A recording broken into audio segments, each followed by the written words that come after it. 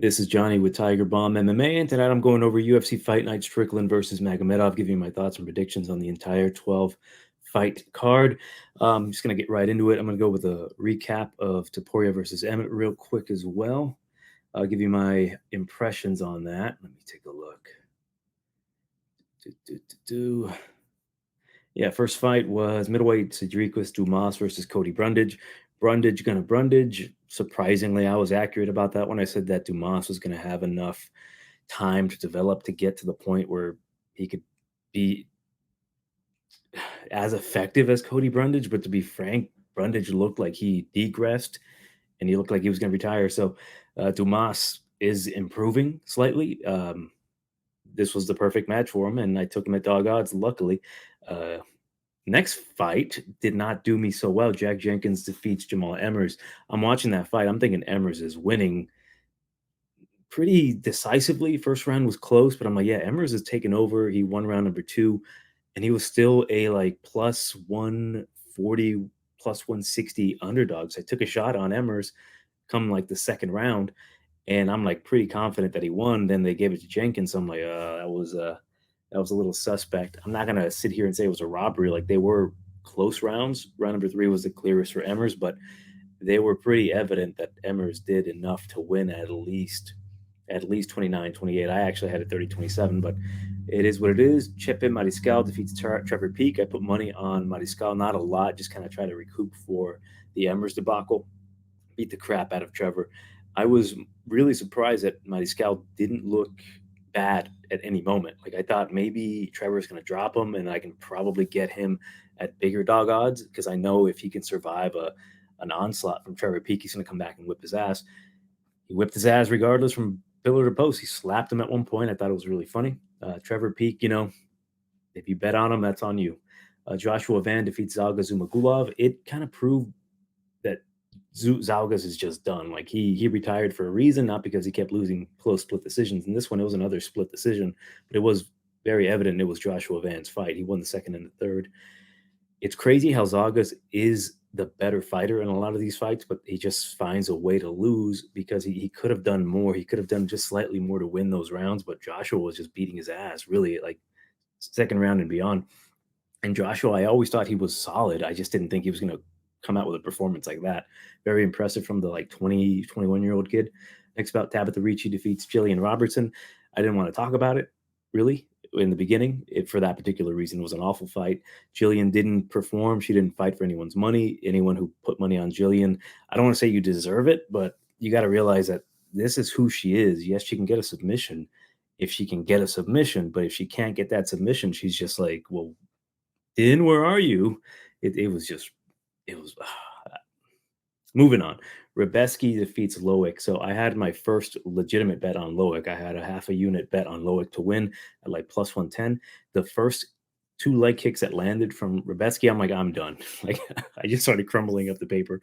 Rebeski looked every bit of a threat on the feet that I thought Loic was going to be. I thought Loic was going to establish distance with the jab and just kind of pick him apart a little bit. But the leg kicks immediately from Rebeski were devastatingly terrifying because I I didn't bring this up. I don't think many people brought it up, but Loic is susceptible to leg kicks. But because Rebeski isn't really known as a devastating leg kicker, like I wasn't really gonna think too much about it. But Rebeski thought about it and he broke his foot kicking the shit out of him. And granted, like it was very impressive. I was impressed by Rebeski, and yeah, Loic is a tough guy to get out, and he got him out of there. So props to him.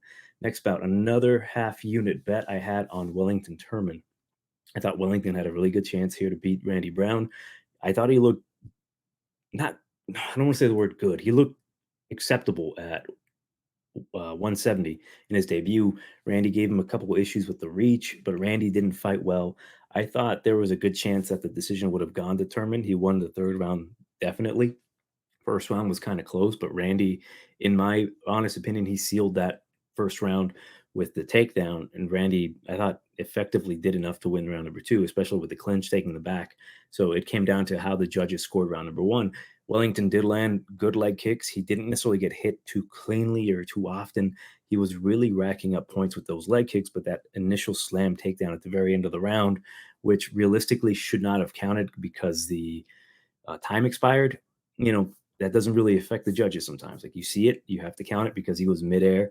It is what it is. So I'm not like too upset that I lost that money, but I would take that shot again. Like if Turman did a couple things differently in that fight, I think I would have been successful. Next bout, Magny defeats Phil Rowe. I took a little shot on Magny by decision, and that's what it was. Like no need to go any further. Just Phil Rowe fought exactly like Neil Magny needed him to fight. And I thought that was strange. Bruno Silva gets defeated by Brendan Allen. Brendan Allen keeps giving me hope that he's going to get knocked the fuck out again because he keeps doing the same thing where he gives the opportunity to the fighter to knock him out. And Bruno, I don't want to say hurt him, but it looked like he was landing significantly enough to give people hope that Bruno's going to knock him out. Then, Brendan does what he should have done at the beginning, take him down, choke him out. Like, I don't know what Brandon's doing. Keep doing that early. We won't have these discussions of like, oh, maybe Brandon sucks. And I think he's good. He's solid. It's just that he leaves those openings for people to knock him out. And I think there's going to be a moment, possibly Cannonier, that is going to catch him. And then he's going to go back down the ladder because he can't continuously have solid game plans. Like, why are you striking with Bruno and giving him a chance to knock you out and actually landing on you? It's baffling, but he did his job and we move on. David Onama defeats Gabriel Santos. Now, I have quite a bit to say about this. Santos looked every bit of the better fighter in this fight, except that he doesn't have the best chin. He got tired in this fight against Onama. I think that Santos thought that he was just going to run through Onama, and Onama wasn't there to be ran through. Onama showed good composure, a decent chin. He got rocked a few times. He did well off of his, I guess, with his back being taken. He actually reversed inside the body triangle, which I thought was impressive. He had some decent success with the wrestling. Like he did not get submitted. Like he looked every bit of a good fighter. Onama did. Like he still needs to work on a few things, like his striking defense. But when he got in close in that second round against Gabriel Santos and started landing effectively in close, like taking away that space, that's when Onama really shined, and that's when he landed that uppercut. Had he done that in the beginning, and granted, like you're feeling the guy out, you don't know really where your best distance is, whether you're throwing jabs to keep the guy away or trying to counter leg kicks. But when he got in close, started landing elbows and that uppercut, dear God, like Santos, I said it from the beginning, minus 250 and above for Santos was not really worth it, knowing how susceptible he is to getting hit. And Onama really pulled it out of, I don't want to say pulled it out of his ass. I say that more because I had a bet on him and he pulled it out of his ass for me, I guess I should say. But yeah, that uppercut was nasty. I hated the celebration though. Just the whole arrow thing was kind of lame as shit. But yeah, Onama, I said it in the previous video, he can't go from being the darling of that division to then being like nearly plus 200. Like he's that good. Why are we ignoring the fact that he was once slated to be like the second coming of the African princes of the UFC? So like now we know how devastating the guy is, and maybe kind of keep an eye on that trend when it comes to like the odds shifting so crazy. Like one guy loses a close fight and then he becomes a huge favorite. One guy loses a fight where he looked kind of off and now he's like a huge underdog. Like I don't play that. Next bout, Tafa versus Lane ended in a no contest. I picked Tafa. It is what it is. Like that poke was pretty nasty, so I don't blame him. Macy Barber defeats Amanda Hebas. So I put some money on Macy and she pulled it out. I pulled it. I should say I put money on her by inside the distance. I was not too sure if she was going to pull it off because Hebus was showing a decent enough chin. She was eating some good shots from Macy and she was taking them well. But then that head kick landed in the second round, and then that was it. Like some people were saying it was an early stoppage. I thought it was adequate. She was getting hit pretty hard. Those elbows were landing. And the funniest thing about that fight was the end where like Hebus is kind of pointing up in the air, almost like she thought she won. So I'm like confused. I'm like, does she think she won? Did she get concussed? And I'm like, no, she's probably praying. So I'm pretty sure she was praying, like saying, oh, thank you, Jesus, or whatever. But yeah, Macy looked impressive enough to get the win here. She still needs to work on a few things, but overall, like she's trending upwards. Like really good dog if you took the money on her. And then Ilya Taporia, I didn't get to see the whole fight from like start to finish. I had to do some other stuff while like kind of listening to it on my earbuds. But from what it sounded like, Ilya beat the shit out of Josh Emmett, which when I kept looking at the screen on my phone, Emmett's face just kept getting worse and worse. And Emmett's a tough guy. And I'm really happy to see the progress for Taporia. Like he did, I don't want to say like he did exactly what I wanted him to do. I think he did to an extent, like he was more composed. The only thing I wanted from Ilya was a finish, but I can't gripe too much because Emmett was not there to be finished. Whether he was literally dead, I'm pretty sure his body would still keep fighting because this guy was not giving up. But yeah, Ilya established distance, defended well, didn't go nuts. That was the main thing. Like, dude, don't go crazy for that finish. I think he picked the shots and he showed that he is now at the caliber of a championship level fighter, especially going all 5 rounds and not looking any bit of tired.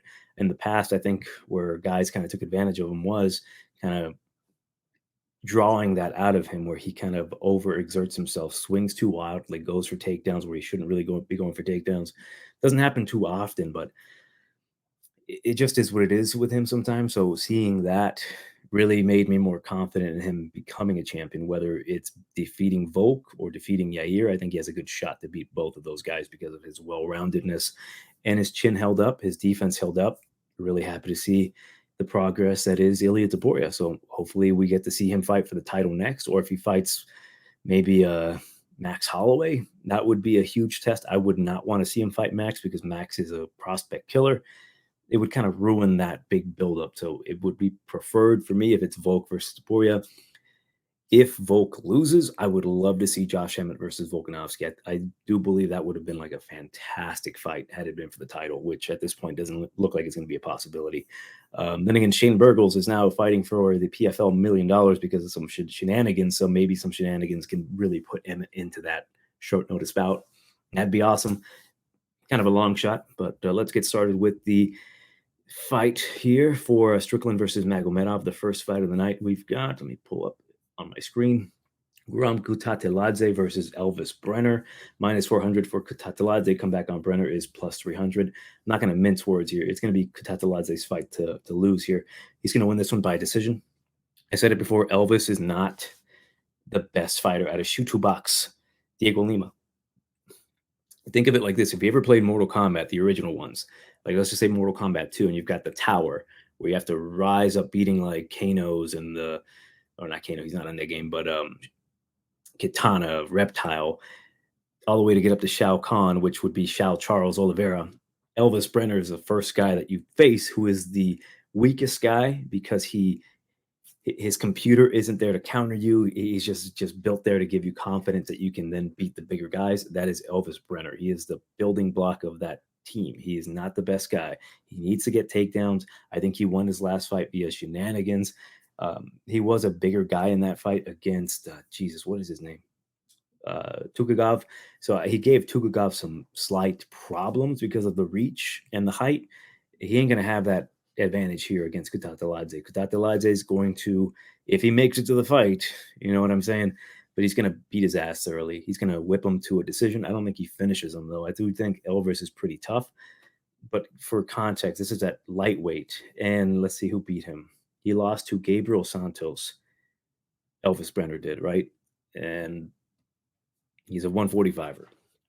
Kutateladze going to whip his ass thoroughly. Like, I would feel confident enough to say he's a parlay piece because like Kutateladze went from, who did he go from? Who was he going to fight? He was going to fight a pretty dangerous fighter. Oh my God. Jamie Malarkey. He was going to fight Jamie Malarkey. And now he's going to Elvis Brenner, who is like less of a threat anywhere. He's not a threat on the feet. Technically not a threat on the ground because he's not going to take down Guram. It's an easy fight for Guram. So Kutateladze by decision is my play. Next bout, Romanov versus Blagoy Ivanov. Romanov, King Kong is minus 125. Come back on Ivanov. Did I say plus 125, minus 125? Come back on Ivanov plus 100. So with this fight, I don't like Romanov. I've never really liked him ever since the debacle with El Guapo, who, I can't think of his name. Not Chase Sherman.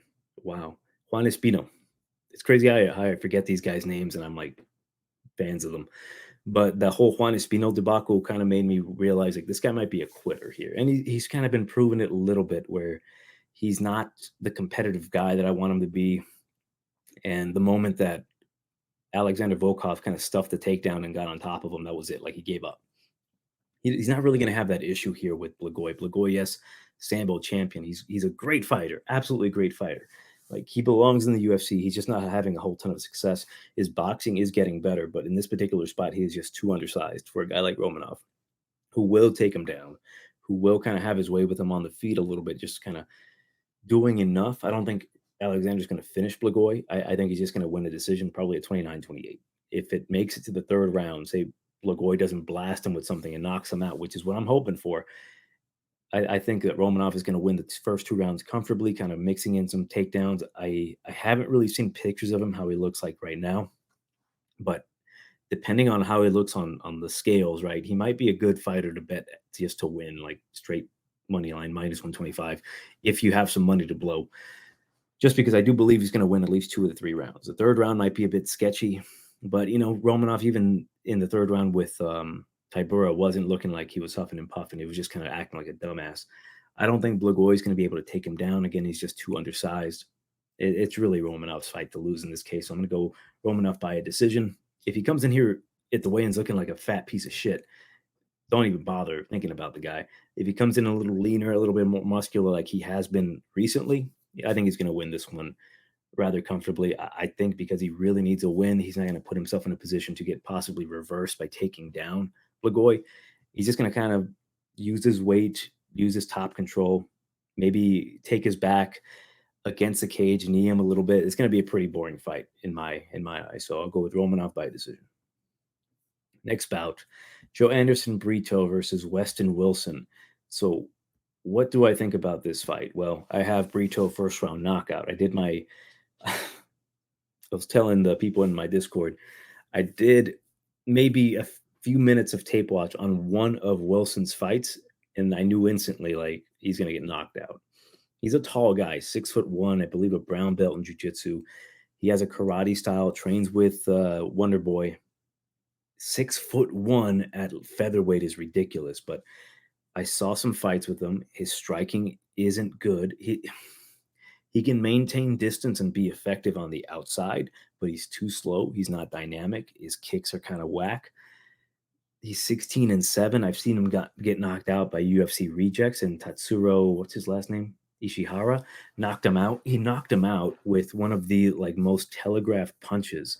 It was just they were just standing there, and Ishihara just threw a right hand at distance and landed and knocked him out. Joe Anderson Brito is just going to be too dynamic for him here. He's going to be too fast, too strong, too skilled, and he knocks him out either in the first round or chokes him out in the first round. Like Weston can be a tricky customer off of his back, so Brito has to be very weary. Like you can't discredit your opponent, even though you're looking at him being discredited by himself. Right, the way he's fighting isn't particularly all that impressive, but the one thing that Wilson does have, he has long limbs. He can snatch a neck. He can go for arm bars off of his back. He's a big dude. He can find a way to win this fight if Brito isn't in his A game and he's just taking it as a joke. Like it is kind of a joke fight, but if Brito takes it like a joke, it's his fight really to lose. And I wouldn't be surprised if he does. But what I would be surprised in is if Brito doesn't finish him. Like he has to finish this guy. He will finish this guy. Brito, what is his odds right now? He should be pretty ridiculous. -850. Well, obviously at this point you can't really bet Brito. You might take him inside the distance if you want to take a shot on that. But other than that, not much you can do with that. So I'll go with Brito first round knockout. Next bout we've got Ivana Petrovic versus Luana Carolina. I couldn't really find a whole ton of tape on Petrovic, especially on her more recent fights. I did see some clips of her most recent fight against, what was her name? Wozniak. So Petrovic, again, I don't know too much about her, to be frank, but I know she has good top control. She likes to fight on the ground. I don't know what her belt ranking is. She's a big girl for the division at flyweight. She's 5'8" compared to the 5'6", allegedly, for Carolina. Like Shit, Macy Barber was supposed to be like 2 inches taller than Amanda Hebos, and Hebos was taller than Macy Barber. But Petrovic, I have seen a clip of her getting rocked in her last title fight. She's the Aries champion there, and she eventually came back. She got her takedowns and got a rear naked choke. So she's got a lot of submissions, a lot of TKOs on the ground. And Carolina, she's just really a Muay Thai striker, and she doesn't really present any real threat. The only threat I can see here, being that she's a plus 180 underdog and she's fighting a newcomer, is that she can potentially knock her out. But like Carolina's not really doing anything in her recent fights to really put anyone in any danger of knocking them out. I think Ivanov's going to take her down and just pound her out or get a submission. I think it's a pretty easy fight for her, like a little confidence booster. Like, hey, girl, like come in here, take care of business, and we'll go from there. But I do think she gets either in the first or second round a finish. I don't know if it's going to be a submission or a TKO. More than likely a TKO if Carolina just refuses to give up her back. I can see just elbows being rained on her face. But I do like Petrovic in this spot. Maybe in like a playful parlay, nothing too serious, where if she wins, great, she covers your leg. But there's always a threat here with these like newcomers and minus 225s, especially in this division. Like she's not shown to be like a fantastic striker. Like again, she kind of got rocked pretty badly her last fight. From the clips that I've seen, mostly it's just her getting on top and pounding these girls out or finding the submission. So I'm not too confident in her to say like, hey, put her on every single one of your legs. I just like her as like a maybe half a unit play, like nothing serious for me. Like I might end up putting her on a parlay with Guram and another fighter on this card if I haven't already passed him up. Nope, not yet. But yeah, I'll go with Petrovic, first or second round finish. Next bout, featherweight. Now, this fight is surprisingly intriguing to me for a couple reasons. It's at featherweight. We've got Yana Santos, formerly Kunitskaya, versus Kara Rosa, minus 200. And again, it's at featherweight, 145. There's no one there anymore because Amanda retired. So this could be a spot where really anyone, if that belt does exist, can just fill in that spot. And to me, Yana is more adept at fighting at featherweight. The thing I said about Carol in her last fight against Dumont was that I think Dumont, that's her division. I joked around like that's Dumont's division. Big booty Dumont runs that division. She's more comfortable in that division. She just is more acclimated to the heavier weight. Rosa, to me, looked a little too undersized. Like she was getting out clinched. That's her thing. She was getting out striked. It just, she didn't look good at 145. To me, she is the better fighter between the two. Like at 135, I think Kara Rosa has a better chance to win there. I think she looks better at 135. At 145, the verdict is still out on her. Like her being the favorite is accurate because she is the better fighter. She has better volume, better striking, to an extent, better grappling. She's better on top. Like her clinch game is good, but Yana Kunitskaya has built a whole repertoire of wins, just kind of holding girls, using her grappling. When it comes to two girls that are grapplers, I don't particularly like going with the favorite or even betting it. I think Yana might be a good spot here if you want to take a risk on Yana Kunitskaya fighting at featherweight, where I think she's probably going to fight better. I think her chin's going to be better. I think her cardio is going to be better. She's going to be the bigger girl by 3 inches. And it's really a fight where if it goes to the cage, she can get a lot of control time, just kind of pushing Carol and using her just attributes, just a bigger girl. Surprisingly, only an inch reach advantage for Santos because, like, I do believe Carol Rosa has a very clear path to victory here, just outlanding her, getting out of the way, being faster.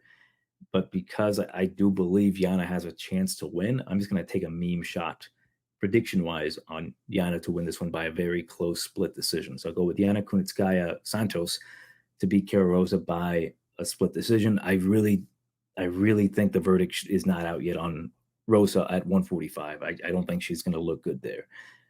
I don't know. She just looked really sluggish. She didn't look herself at 145. I don't know if it was just like her getting acclimated to the division, whether it was some BS. But for me, I think Yana's going to come out the gate looking like she normally does. And if Carol hesitates in any sort of way and she feels a little like sluggish, then I think Yana's going to probably take over. Next bout, We've got Kevin Lee versus Renat Fakhretdinov. We've got Motown Phenom Kevin Lee versus the Gladiator, minus 230 for Fakhretdinov. Comeback on Kevin Lee is plus 190.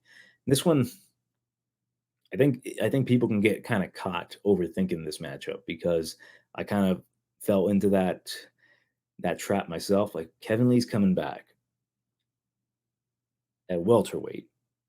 Okay, he's not looked good at welterweight. He hasn't really had much success at welterweight.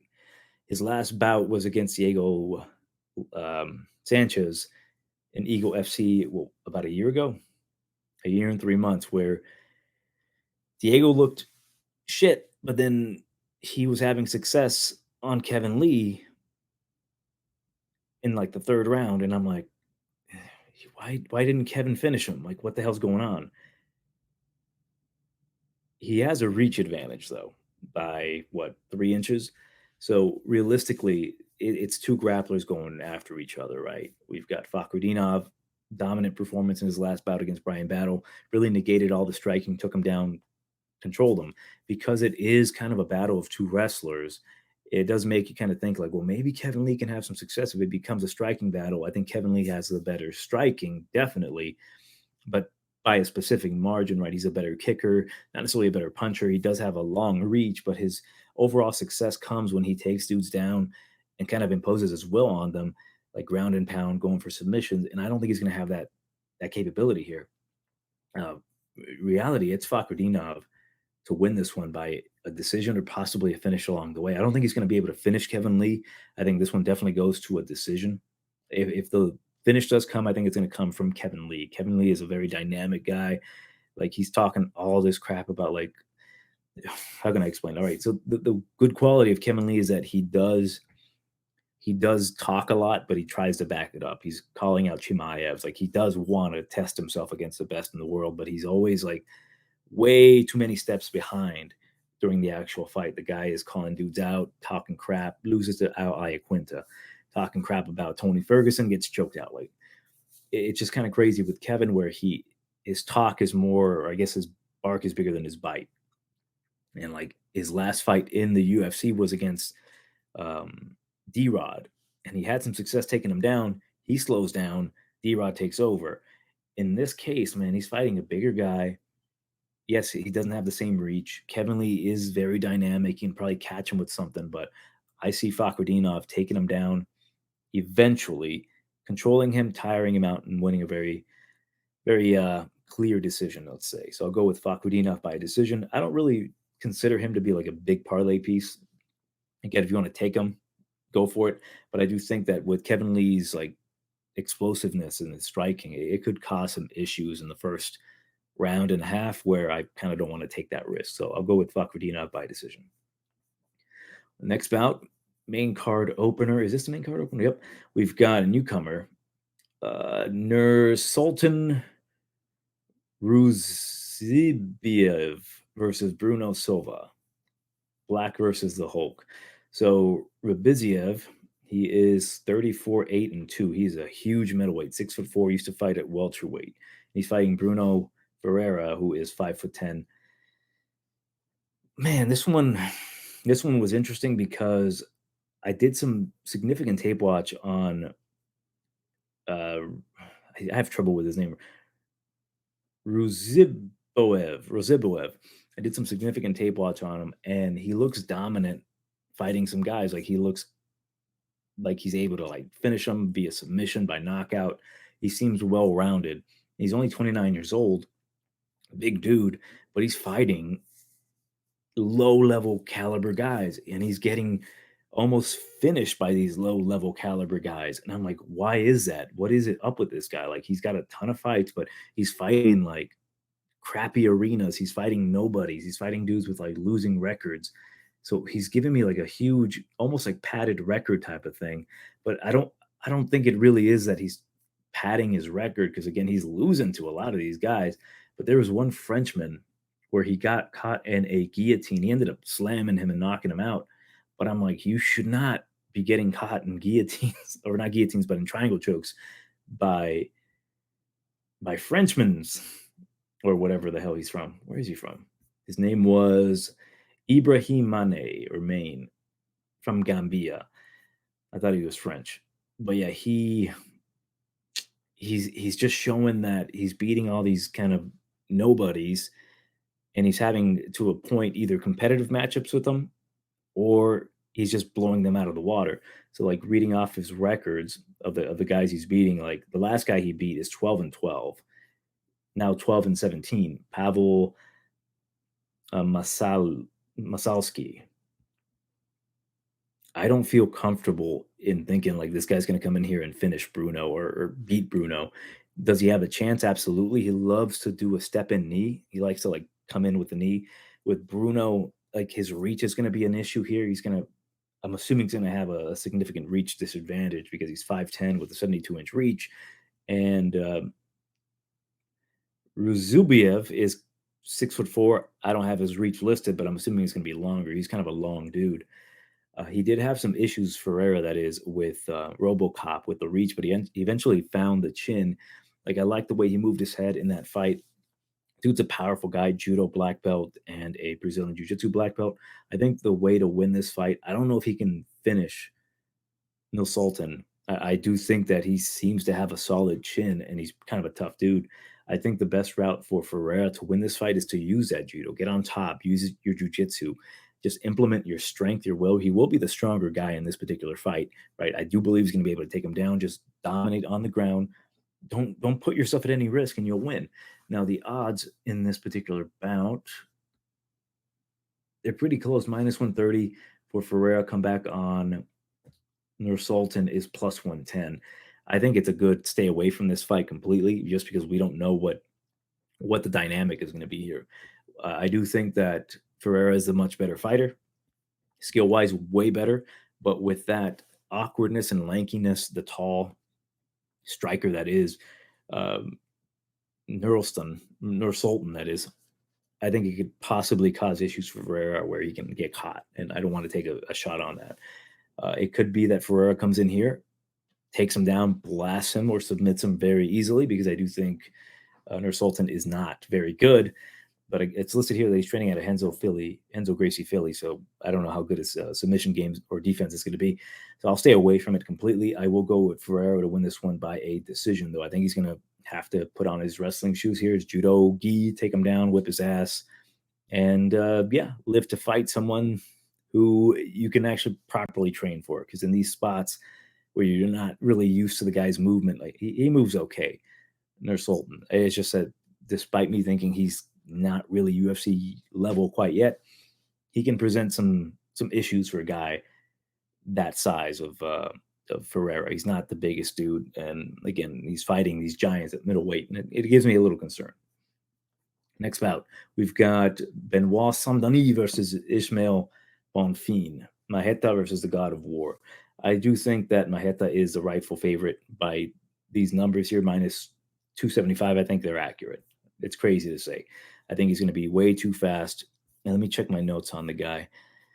I just want to touch up on some points about the guy. So, starting off with Benoit Saint-Denis, tough guy, obviously, got his ass whooped. Really, his ass getting whooped by um, Zaleski got a guy fired. So that's how tough the guy is, that he can take an ass whooping. And even in that same fight with Zaleski, he kind of proved that like maybe he's got a chance to win this fight. Like he was still fighting back. It's just that now that he's at lightweight, he's not really the most impressive fighter. He's giving a lot of his opponents a chance to win. Like in the fight with Stolte kind of landed a knee to the face, caused some issues. He eventually took him down, submitted him. The next fight with Gabriel Miranda kind of put up a good fight in the first round up until like he got tired, and then Benoit just kind of beat him to submission. Then again, that was France, and they gave him a very accurate opponent to get that reaction that he got. Here against Bonfim, he, yes, will be the bigger guy. He's 5'11" compared to the 5'8" of Bonfim. He's gonna have a 2-inch reach advantage. I don't see any division here, any part of the fighting game where Bonfim isn't significantly better than Benoit Saint-Denis. I guess the only thing you can say is just his willingness to not give up. And even then, that's kind of in question, just because despite him being the world's toughest Frenchman, he is still a Frenchman. And it sucks because I have some French in me, and maybe I don't want to be in that moment where I'm like, here's where the Frenchness comes out, and I just start pounding the eject button in my brain, and I quit at something. But when it comes to this matchup, I think Bonfim's boxing is way better. His feinting game is better. His takedown defense is very good. His kicking game is good. His jiu-jitsu game is very good. I just think Bonfim is just too good for Benoit Saint-Denis. And the biggest thing here is that what would give me more of a, I guess, being more skeptical picking Bonfim is if Benoit Saint-Denis wasn't so damn slow. He's one of the slowest guys I've ever seen. He just kind of plods forward. And I think if Bonfim comes out here very, very quick, very swift, he's going to just piece him apart, just piece him up. Definitely. I do think Bonfim has a very good chance to finish Benoit Saint-Denis. I wouldn't bet on it, though, just because we know how tough Saint-Denis is. The way I see Saint-Denis winning this fight is if Bonfim relentlessly gasses himself out, knocking him out. Like he's pounding him up against the cage. Saint-Denis somehow survives it. And then Bonfim is just exhausted from literally killing the man, but he somehow survives it. You know what I mean? So I'll go with Bonfim to win this one. Realistically, I do think a finish is there.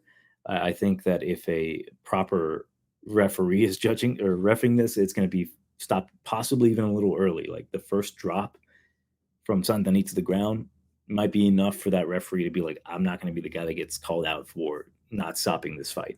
And I think Benoit is very hittable. Again, he's super slow. And I think Ishmael's going to whip his ass and eventually finish him. I wouldn't, again, bet on it, but I'm going to go with probably round number 2 TKO, later in round number 2. So I'll go with Bonfim to win. I do like Bonfim here as a parlay piece. I just think he's too good. He's not going to make any dumb mistakes. There was a moment in the fight with, oh my God, what the hell's his name? McKinney, where he gets kind of taken down. McKinney's a little too low on his back. He's kind of got him like in a seatbelt. And you see the look on his eyes on Bonfim, kind of looks at his corner and he's like, I got it. It's fine. Like I'm good. And he was very good and he knocks him out in the second round. So I'm looking forward to see this fight. It's going to suck for the God of War, Saint-Denis, because he's going to get horrible ass whooping. Next bout, Queen of Violence, Ariane Lipski versus Melissa Gatto. The odds have it in favor of Gatto minus 165. Come back on Lipski plus 135. I went back and forth on this one. I'm like, okay, Lipski looked good in her last fight. Her takedown defense looked adequate at flyweight. Melissa Gatto, on the other hand, we know her jiu-jitsu is solid. She can get submissions off of her back, get on top of you, whatever. She's allegedly the shorter girl here by 1 inch, but I do think she's going to be the taller girl. Like, I really do think that these are completely off. Lipski is listed at 5'6". Gatto is 5'5". I always thought like Gatto was like 5'7". So we'll see when they face off. But in this matchup, I went back and forth. What are the chances that Lipski wins this fight? Stuffing takedowns, just being the more active, cleaner striker, which I think she is. She's the cleaner overall striker. Probably hits harder than Melissa Gatto, but Gatto, in her own right, has been developing her striking game. Like she's not terrible. Like she can piece. Well, what is it? She can put two strikes together and call it a combination. On top of that, just for shits and giggles, she does kind of have that Muay Thai hump. Like people who have like a predominant Muay Thai style kind of have that weird arching hump because their chins are always stuck down. She seems to have that, so that's a plus. Against Tracy Cortez, she showed that she can get her own variation of a takedown. I don't think her takedowns are very good, but she can take your back and then actually like drag you to the ground. And if she does get Lipski to the ground at any point, I think she's going to have her way with Lipski. Lipski's been beaten by some of the worst ground fighters that ever have been. One in particular being Antonina Shevchenko. Took her down, beat her ass on the ground. I just think she's kind of helpless on there. Even if she does train her jiu-jitsu, if she does have a black belt in jiu-jitsu, it's just that she's just not equipped for MMA level jiu-jitsu where strikes are involved. She kind of panics a bit. I think Melissa's going to take advantage of that. I think eventually Melissa will get her to the ground. To me, the fight with JJ Aldrich, where JJ was like a ridiculous favorite and Lipski was like maybe like plus 280 or something. To me, it looked like JJ was afraid to fight. Like she just was a deer in the headlights. Like she couldn't get a takedown. and she just kind of panicked, like she just stopped fighting. Melissa's not going to have that issue. She's going to continuously go after it. And with that pressure, I think Gatto is eventually going to get her to the ground. And then may God have mercy on Lipski, but I'll go with Gatto by a second round finish. I think the first round is going to be competitive. I do think it's going to be a lot of striking. If Lipski wants to win this fight, she's going to have to find a knockout on Gatto. I just don't think it's going to happen. I think Gatto's pretty tough. She's a very good fighter. It's just that I don't like how willing she is to be on her back, and that's what loses her fights. So in this case, I don't think it's going to be much of a takedown threat. I don't think there's going to be a lot of submission threats from Lipski, and Gatto is eventually going to find it to get to the ground, and then she's going to have her way with Lipski there, which I would pay good money to see during Pride Month, if you know what I'm saying. Let's move on. Max Griffin versus Michael Morales. Payne Griffin is plus 180. Come back on Michael Morales, minus 220. 24-year-old Ecuadorian versus the 37-year-old from Sacramento, California. I also kind of went back and forth with this one because Michael Morales, he's shown to be kind of a bit of a phenom, right? Like his striking is developing. He has a good amount of pop in those punches. Wrestling's good.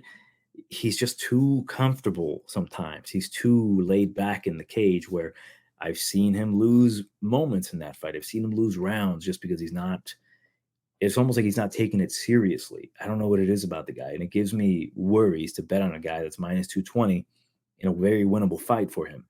So with Max Griffin, the threat of the striking's there. He can also wrestle himself. I do think that Max Griffin has looked the best in his career in his last few fights. Even in his loss against Magny, he gave Magny a very tough fight where you could say he arguably beat the gatekeeper, which would put him past that status to like not near contention, but like just beyond the swamps that is the people that Magny defeats.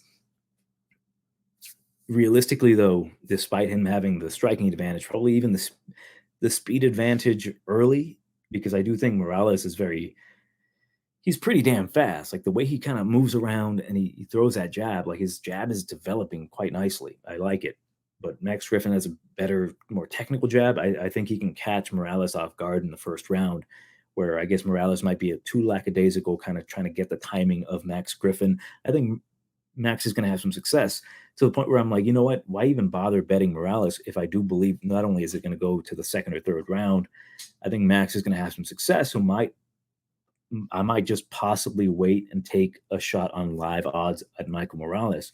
The reason for that is if I bet Michael Morales at like minus 220 and put him in a parlay, or just take him straight, which I won't. If I do that, there's got to be a likelihood that he goes in there and gets a quick finish to make me feel satisfied. If he does that, then yeah, I make a slight amount of profit. What are the odds of that happening? I don't think they're very high for him to just go out there and get a quick finish. I think there's a chance that Max Griffin might go out there, not hurt Michael, but kind of tag him up a little bit, drops down that price, come to second round where Michael kind of wakes up and he's like, all right, I guess I got to go out and fight. Because it almost seems like he thinks fighting is too easy, so he makes it harder on himself by losing a round, giving him the possibility to lose. Thus, it kind of gets him more motivated to fight in the second and third round. That's kind of what he gives me the impression of. But like he's very good. He keeps developing very nicely. I do think he eventually does finish Michael or Max Griffin in the third round. Like that's kind of his bread and butter. Like his cardio is good. Like you see glimpses of greatness with this kid, but it just seems like he's lazy. And I don't want to call him lazy because he's out there getting finishes, but similar to like his fellow Ecuadorian and Chito Vera, he just kind of waits till the last minute. Like, I don't know what it is about these Ecuadorians that they're so laid back, but I do think that he finishes Max Griffin in the third round, whether by submission or TKO. Realistically, TKO. I think Max slows down quite significantly about like the halfway point of round number 2. And I think Michael's just going to start landing on him. He's going to start hurting him. He finds ways to create the finish, Michael Morales does. And I think he finds it here against Max Griffin. It could be a very close fight, hence me thinking like the moment I see closer to pick'em odds on Morales or even possibly dog odds on Morales, I would jump all over that just because I do think he's capable of finishing the fight really at any point in time. It's just that Max in that first round, he's not going to be a pushover. But what I've seen from Max lately is that even in the Tim Means fight, like he just didn't look the same. Like, he was very close to losing that fight, but Tim just kind of gave it up by getting taken down in the third round. Like, Tim was landing well on him. It just seems like Max hit that peak where he's like, oh crap, he's beating a lot of these good guys, but he kind of went back down in that last fight with Tim Means. He didn't look as impressive, and he kind of resorted to wrestling the guy. And this is going to be another long, lanky dude, 6 foot tall, 79-inch reach, similar to Tim Means, not necessarily the same height and reach, but like very tall, lanky, skinny. That can give Max some problems where he's going to want to take it to the ground, where Michael is just going to be like, this fucking idiot. Not to say that like Michael and Tim Means are the same caliber of striker. I do think Michael has more power. I just think that Michael could create those same types of issues for Max. Yeah, for me, it's Morales all day, but nothing to the point where I want to go out and rush to bet him. So I'll go with Morales, third round TKO. Co-main event. Let me check the odds on this one for real, because I keep hearing that the line is switching when it comes to this fight, where it is Damir Ismagulov, okay, Quazag versus KGD. I'm assuming that's Killer Grant Dawson. The odds are minus 155 for Ismagulov, come back on Grant Dawson, plus 125. And I think the odds are kind of getting closer now, where it's like minus 130 for Ismagulov, plus 110 for Grant Dawson. So with this one, bet the dog. Either way, if the dog is available and it's Grant Dawson, I think Grant Dawson is the right way to go. If it's Ismagulov, take Ismagulov. But there's a lot of red tape when it comes to Ismagulov. So get it out of the way. Ismagulov is the better fighter. In this case, the best fighter Grant Dawson's ever fought. He's got the better striking. He's got the availability there to stuff takedowns. His wrestling's good. He gave Damir gave Arman Tsarukyan a tough fight. Like, he got on top of Tsarukyan full mount at one point, which I've never seen before. Although Tsarukyan did reverse him. He's a dangerous fighter, but he did retire. Now he's coming back, and we have no idea realistically why, right? I have no idea why he's coming back after he claimed to want to be retired. What scares me about this fight is, realistically, again, Grant Dawson, there's ways for him to lose. Now that he's training out at American Top Team, like in his last performance, he really showed his development. Like, we know he's a good backpack. We know he's good at taking your back, trying to submit you. He's a relentless wrestler. He's got wrestling cardio, but it only lasts him so much. He does get tired, and I do think that if there's a lot of resistance, Damir, who I think has the much better cardio between the two, can really have a lot of success against Grant Dawson. My thought process is, I think this is Damir's fight, because he's going to have the better striking. Yes, Grant Dawson has developed a really solid low calf kick that he used against Marco Madsen. Very impressive, by the way he kind of just broke him down and eventually submitted him. Like, Grant Dawson is kind of like a little pit bull. He'll keep going after you, but it's not like he's invincible. He does make mistakes from time to time. He leaves his neck exposed. He goes for takedowns sometimes where he extends a lot of energy. And if he uses up that energy, Damir's not going to go anywhere. He'll keep going after you. There's a good chance Grant Dawson, especially if you take him at dog odds, is going to, yes, and I've heard this from people like Herb D in the Gold Standard in the Discord, takes his back, body triangles him for a round, loses that round. So now it's 1-0 Grant Dawson. And it's Damir that has to fight back. And if he makes another mistake, gets his back taken, Grant Dawson just needs 2 rounds, and he's got 2 rounds of cardio. The issue is that if Grant Dawson can't take him down or can't take his back, Ismagulov's going to have, I think, a good chance to piece him up on the feet. Good jab, keeps blinking things out. You know what I mean? I don't know what's up with that with Damir. The other issue is that Damir does give up his back when getting taken down. He gives it up quite often. Even Tsarukyan took his back for a significant amount of time. It's just really, it really comes down to, like, what do you think is going to happen? Like, what do you feel more comfortable being a reality? Like, as much as I do think Damir is the better fighter, period, best fighter that Grant Dawson's ever fought, I do see Grant Dawson coming out here and having a lot of success. It's just, he still has to be the dog. I don't know when I'm going to make it out to the casino. I'm considering betting Grant Dawson in this spot. I just don't like that there's a lot of question marks I have about him. Not to say that I'm questioning him as a fighter. It's just his cardio is what really scares me. If he cannot finish or get rid of Demir Ismagulov in that third round, I'm going to be shitting myself if I have a ticket on Grant Dawson, especially if I take him as like a favorite. So I'm hoping by the time I get to the window, he's still an underdog. But to me, this is a really good fight. It's a really good test for Grant Dawson. If he beats Demir Ismagulov, that is significant.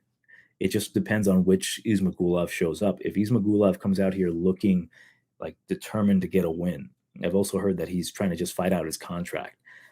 I don't know, man. I don't like the narrative, unfortunately, around Ismagulov. I've seen that he looks in pretty good shape. Again, I think he's just the most well-rounded, best fighter Grant Dawson has fought, especially when it comes to being able to stuff takedowns, getting back up, the cardio, avoiding submissions. It should really be Grant Dawson just bulldozing Ismagulov enough, taking his back and just winning this one by decision or possibly a late finish, or finishing like finish early or finish late, just with that rear naked choke. It's just so good of a fight. I kind of want nothing to do with it, to be honest. I'll go with Grant Dawson to win this one by a decision. Realistically, though, if I'm being honest, I kind of want to go with Ismagulov. But because it is kind of like a dog or pass in either direction, I do have to go with the dog here with Grant Dawson. I'm super interested in this fight. I think it's going to be one of, if not actually the best fight on the card, just because it's so technical. There's so much that could happen in this spot where if Grant Dawson shills out too much for those takedowns, he can get exhausted. And if he doesn't, it just kind of truly shows his progression at American Top Team. Like, I want to see him get better, especially because he's still young. He's 29. He's got a chance to possibly one day fight for the title if he can make those leaps and bounds where his striking isn't as I guess I should say his striking matches his wrestling and his submission game. Like, I know when he was training with James Krause, he was using and utilizing that like jump Krause knee a lot, which I really liked. Let's just see what they're training and teaching him at American Top Team, right? I just want to see where he's at. As for Ismagulov, what I'm looking out for him is, can he stuff these takedowns, and is he going to avoid giving up his back? If he can stuff the takedowns and kind of get his back against the cage, I think he's got a good chance to kind of sprawl out and get Grant Dawson tired. It's just so many variables in this fight that makes it so intriguing. I think it should be a pick 'em. I don't think Demir should be. It's a slight favorite, but I do think it should be a pick 'em here, realistically. Because of that, again, Grant Dawson being the dog, go with Grant Dawson. All right, next bout, Sean Strickland versus Abus Magomedov. And minus 175 for Strickland, comeback on Magomedov. Abus is plus 145. I just thought of a boost, which sounds like a bus, which reminds me of Nogueira Brothers feeding the bus. I just thought it was funny. So with that boost, just to kind of go through this quickly. Very dynamic, very good kicker, very good striker. There's some wrestling, some grappling. Him being a Magomedov, you would think so, but he's more of a kicky boy from Germany.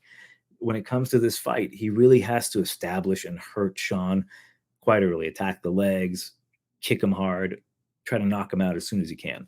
My issues with Magomedov, although I do see a lot of promise in him with his striking, but you can't just go from like knocking out a bum like Nicholas Stoltzfus, and I say bum even though he's won me money in the past.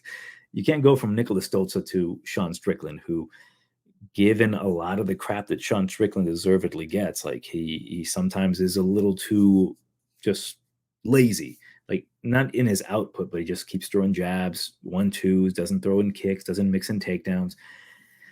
It does bother me. That's like the biggest thing about Sean, that he doesn't mix his game up. If he were to mix his game up, he can have a lot of success with a lot of guys, get his own takedowns, ride out the round sometimes, pound people out. His black belt in jiu-jitsu, he has a black belt in jiu-jitsu. Like, I've seen his jiu-jitsu in the past when he made his UFC debut and he choked out Bubba something, one of John Jones' teammates. I was like, damn, he took his back, choked him out immediately. And then Bubba was supposed to be like a jiu-jitsu ace from Jackson Wink. Like, I know he's got it in him. It's just, to me, he got a little lazy because he likes to strike more. And yeah, like I think it's his fight to lose. I think Abus not ever being more than like 2 or 3 rounds, I believe. Let me double check that. I think he's only been to the second round. Like, he's usually just steamrolling guys. And yeah, he has a chance to steamroll Strickland. Strickland's not necessarily known for his like fantastic chin, but he's got good defense. I think fundamentally he's solid. Yeah, looking at him, there's a couple fights from like his early days that don't give a specific time as to when the fight ended, but most of his record, opposed to like maybe one unanimous decision, seems to generally all go first or second round. Like he's not been 5 rounds, to my knowledge, anyways. So it's really hard to like kind of gauge Abus's ability to fight 5 rounds at a high level against Sean Strickland, who's been 5 rounds multiple times. So I do like Sean in this fight. It's really like avoid all the hard, crazy, kooky kicks that Magomedov's going to throw at you, and just wait him out. Really, that's really what it comes down to. Wait him out, get him tired. If it means losing the first round and part of the second round, wait him out, get him tired, push him against the cage, use teep kicks, just one to him. And I think he's got a pretty clear win here to win this one by decision. I don't think he's going to finish Magomedov because Strickland doesn't finish anybody. But if he comes in here mixing things up, I know Strickland even went out to like train with Ferreria, which, he's got a good chance there to also train with Glover Teixeira. Now, if Strickland actually went out there to train with Glover, realistically, I'm like, hey, I'm going to take this guy down. I'm going to choke him out. But hey, let's just pretend I'm going to go out and hang out with Ferreira to train my striking. But in reality, I'm going to train little sneaky Brazilian techniques from Glover Teixeira. That'd be clever as shit. So if he takes down Abus eventually, I think he can have his way with him. Like Strickland's jiu-jitsu is good, but I can't count on that. What I can count on is that Strickland's going to put on a good amount of volume, a good pace, use his cardio, use his defense, and win the round by a decision, or win the fight by a decision. That's really what I can count on Strickland doing. I'm not interested in betting Strickland. I usually like betting Strickland if he's an underdog, if he's being undervalued. Like in his last fight, people were just like, no, he's going to get beat. Very similar matchup as Nasruddin, really, just that Abus is just more of a hard-hitting guy. Like I think he hits much harder than Nasruddin, but he's already fought that fight, and he just has to fight the same exact way. And maybe Abus is more technical. I think maybe Abus has better cardio than Nasruddin, but I don't believe he has 5-round cardio. So I'm going to go with Strickland by a decision. Not interested in betting it. I only like those few guys and gals that I mentioned. So possibly Grant Dawson taking a shot on him. Let's see, who else was it? I do like Bonfim. So Bonfim is one of my legs. I might put Renat on a separate parlay, but like main parlay would be Bonfim. I'm considering putting Petrovic on it. I'm still not sure. I want to say Brito, but no. Probably put him on a separate parlay, and then Guram. So realistically, Bonfim and Guram probably going to be like the bulk of my main parlay.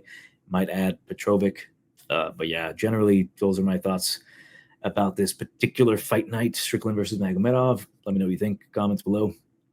I've been doing pretty well gambling wise. I don't really go too crazy, especially in these cards lately. Last time I went a little too big, and I felt for it. I felt for the traps. Luckily, like as of late, I'm kind of like toning it down. I only bet like maybe 2 units last card. I might do the same here, like make a 2-unit parlay with those 2 guys that I mentioned, and then maybe a couple of small bets here and there. But overall, gambling's not going too bad for me. Like I'm not making a whole ton of money because I'm not necessarily betting a whole ton of money.